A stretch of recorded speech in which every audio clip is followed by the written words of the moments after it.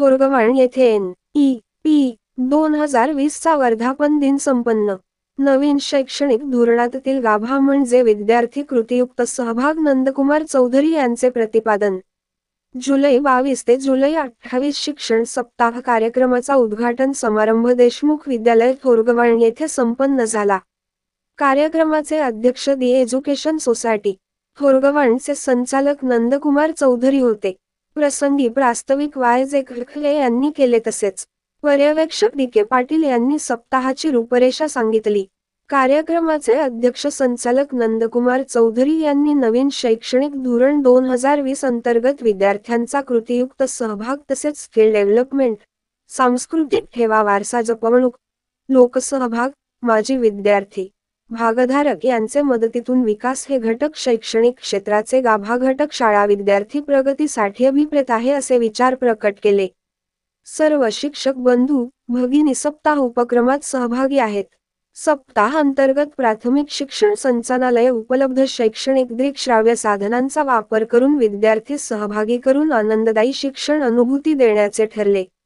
मनोहर लोणे, Divya Maharashtra news, थोरगवाण। की शालेय पोषण आहाराच्या बाबतीमध्ये गुणवत्ता जर वाढली थोडीशी तर आपल्याला मुलं टिकवता येतील, कारण मुलं घरून डबा आणतात, थोडाफार एक तर सुट्टीत खाऊन घेतात, पण अडीचची जी सुट्टी असते, मोठी सुट्टी, जेवणाची सुट्टी, त्या जेवणाच्या सुट्टीमध्ये मुलं शालेय पोषण आहार घेण्यासाठी धडपडली पाहिजे, आली पाहिजे। आणि म्हणून थोडंसं त्या महिलांना देखील आम्ही सांगतो वारंवार की अशा प्रकारची क्वालिटी मेंटेन करा।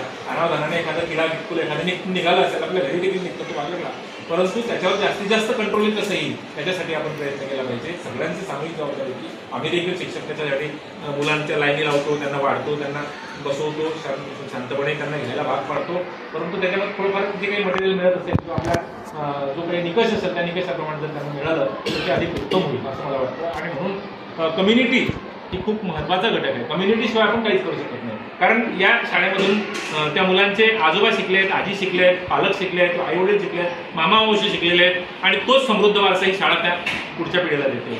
मग हा वारसा समृद्धपणे कसा चालवता येईल त्यासाठी आपल्याला हे रोपटं जे आहे ते जिवंत ठेवायचं आहे, त्याला त्याची समृद्धी करायची आहे, त्याची वाढ कशी होईल यासाठी आपण प्रयत्न करायचा आहे, ते आवश्यक आहे। आणि म्हणून समाजाने ही शाळा माझी आहे, विद्यार्थ्यांमध्ये देखील आम्ही हा दृष्टिकोन जोपासतो। आमच्याकडे साहेब गौरवाची अशी बाब आहे की आमच्याकडे एखाद्या मुलाला जर 150 रुपये 100 रुपये जर सापडले तर ते मुलं प्रामाणिकपणे आमच्याकडे आणून देतात। वास्तविक त्या मुलांचा तो प्रामाणिकपणा असतो। 100 रुपये जर सापडले तर त्याला कोणीच काही विचारणार नाही, त्याची ओळख पण नाही, पण मुलं आणून देतात। 20 रुपये असो 10 रुपये असं आणून देतात, ते प्रामाणिक मुलं आहेत आमच्याकडे। आणि त्या मुलांमध्ये हा दृष्टिकोन कसा जोपासता येईल यासाठी आपण समाजातील देखील यासाठी आपला उत्पादक घटकांचा सहभाग त्याच्यामध्ये असला पाहिजे, कारण ही बांधिलकी आहे, हे मंदिर आहे, समाज घडवण्याचं मंदिर आहे, तर आपल्याला या सहभागाशिवाय आपल्याला ते समृद्ध करता येणार नाही।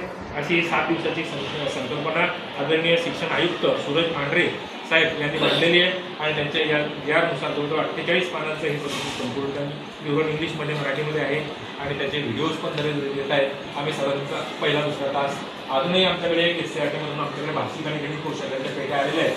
त्या पेट्या आपण शिक्षण बंधूंनी गणिताच्या पेट्या आहेत, ते भाषाच्या पेट्या आहेत। त्याच्यामध्ये एक पुस्तक आहे, आपण एखाद्या शिक्षकांना नुसतं खोलून पाहिलं ते, परंतु त्याच्यामध्ये बरंचसं मटेरियल जे 1 ते 4 पर्यंत जास्तीत जास्त आहे, परंतु त्याही मुलांच्या ज्या संकल्पना इम्प्रूव्ह झाल्या असतील त्याच्यासाठी आपण त्या गणिताच्या भाषेच्या काल आम्ही पाहिलं ते, त्याच्यामध्ये वाक्प्रचार, ओळी, नाम, सर्वनाम या संकल्पना होत्या, आणि ते छोटे छोटे मुलांना आनंद वाटतो। म्हणजे एखादी आपण ते तासभर आपण एक गप्पसरे आपण तो धडा शिकवतो, त्याच्यामध्ये ते घेतीलच असं नाही, परंतु साहित्य जर त्यांना हाताळायला दिलं तर त्याच्यामध्ये गोडी निर्माण होते, त्यांना आवड निर्माण होते। आणि थोडंसं एखादी धडा, एखादी कविता, एखादी गणित नाही शिकलं काही विद्यार्थ्याचं होणार नाही।